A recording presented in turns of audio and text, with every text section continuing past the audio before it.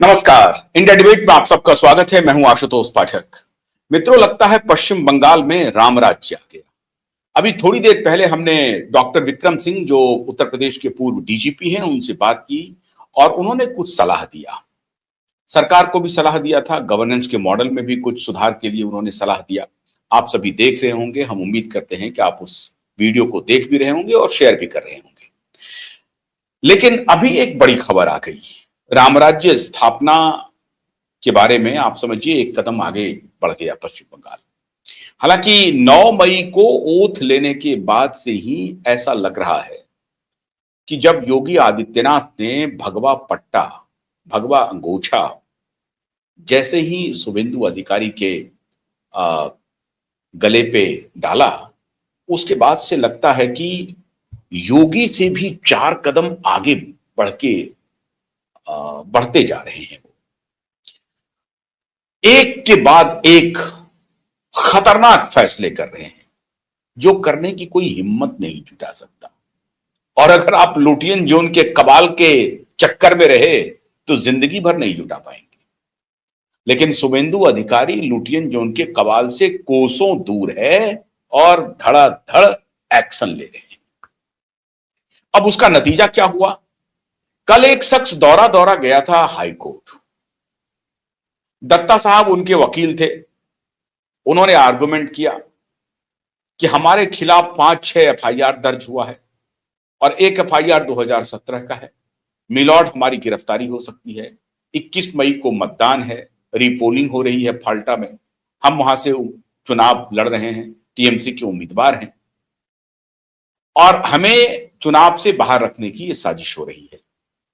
इसलिए हमें हमारी गिरफ्तारी पर रोक लगाई जाए और स्वस्थ लोकतंत्र के लिए हमारी उम्मीदवारी बनी रहे, इसकी व्यवस्था की जाए। अदालत ने कहा कि बिल्कुल ठीक है, यह तर्क बिल्कुल जायज है आपका। अदालत ने कहा कि ठीक है, डेमोक्रेसी अक्षुण्ण रहनी चाहिए। जनतंत्र, प्रजातंत्र, लोकतंत्र किसी भी सूरत में मरना नहीं चाहिए और यह दिखना भी चाहिए। तो अदालत ने कहा कि ठीक है, अगर आपके एफआईआर हैं, 2017 के हैं, 15 साल, 20 साल, 25 साल बाद भी एफआईआर हो सकता है, वो कोई विषय नहीं है।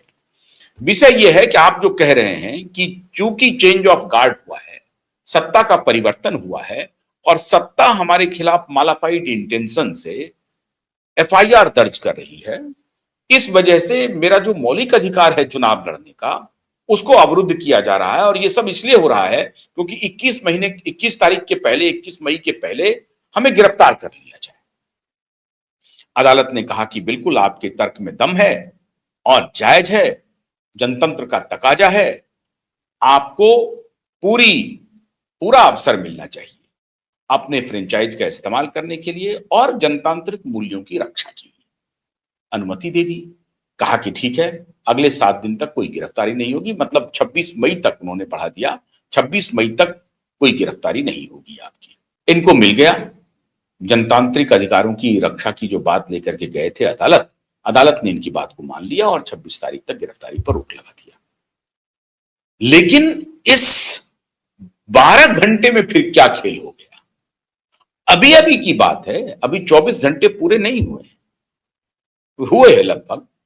अभी अभी की बात है, कल की ही तो बात थी। अदालत ने आपको ग्रांट किया है 7 दिन का, आपको कोई अरेस्ट नहीं कर सकता है। आप चुनाव लड़िए, कैंपेन कीजिए, जमकर कीजिए।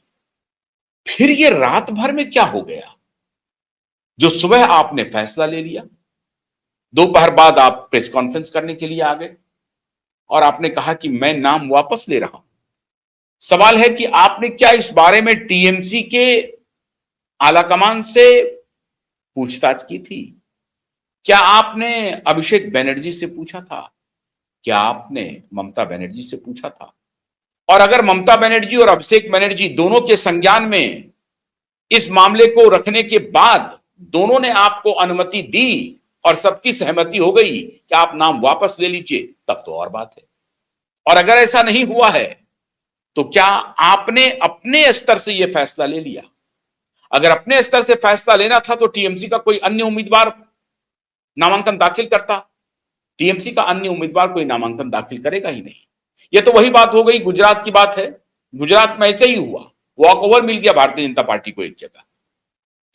तो यहां भी क्या वैसा ही होगा, वॉक ओवर हो गया, फाल्टा सीट। खैर, वो प्रेस कॉन्फ्रेंस में आए और प्रेस के सामने उन्होंने कहा कि मैं अपना नामांकन वापस ले रहा हूं। पत्रकारों ने सवाल किया कि अभी तो कल आप कोर्ट गए थे, अदालत ने आपको कहा है कि लड़िए चुनाव, अभी फिर आपने ये मन कैसे बना लिया? और अगर ये बात थी तो फिर आप कोर्ट गए क्यों? आवश्यकता क्या थी कोर्ट जाने की? उन्होंने कहा कि फाल्टा की शांति के लिए, सुरक्षा के लिए, अमन चैन की बहाली के लिए मैं ये नाम वापस ले रहा हूं। मतलब अगर जहांगीर खान चुनाव लड़ते तो फाल्टा में अशांति होती।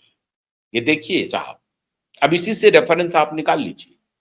ये कह रहे हैं कि फाल्टा में शांति हो, अमन चैन हो, मैं इसलिए अपने नाम को वापस ले रहा हूं, और अगर ये चुनाव लड़ते तो अशांति होती। हंगामा हुआ ना कल, नमाज वमाज को लेकर के कुछ बात चल रही है, तो एक आध दो जगह डिमॉन्स्ट्रेशन हुआ, लेकिन अभी अभी डीजीपी साहब ने कहा कि ठीक से खिदमत की गई, सब लोग अपने अपने रास्ते पर आ गए, कुछ बात नहीं हुई, ज्यादा बात बनी नहीं। जो राज्य सरकार का निर्णय है वो निर्णय के साथ राज्य सरकार कायम है।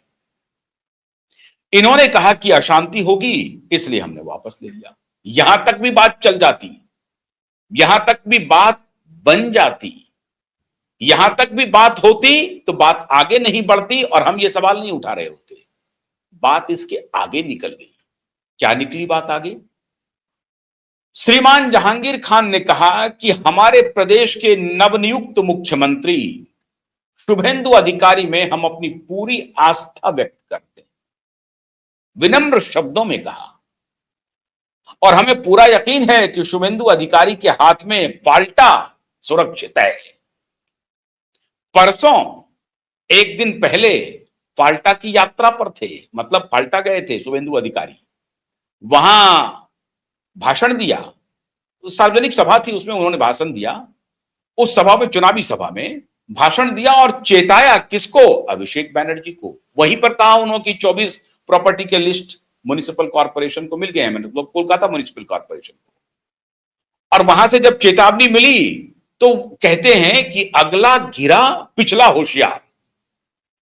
तो उन्होंने सबसे बड़े शेर, वैसे तो जहांगीर ये हैं, लेकिन सबसे बड़े शहंशाह को ही उन्होंने चेतावनी दे दी। और सबसे बड़े शहंशाह कौन है टीएमसी में? श्रीमान अभिषेक बैनर्जी।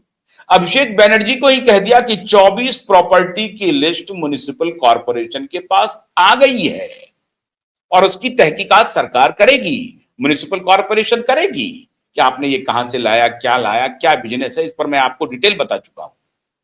तो जब फाल्टा में ही ये धमकी अभिषेक बैनर्जी को मिली, दूसरे दिन ये दौड़ करके अदालत गए कि हो सकता है कि हमारी गिरफ्तारी हो, क्योंकि 5 एफआईआर हो गए, 6 एफआईआर।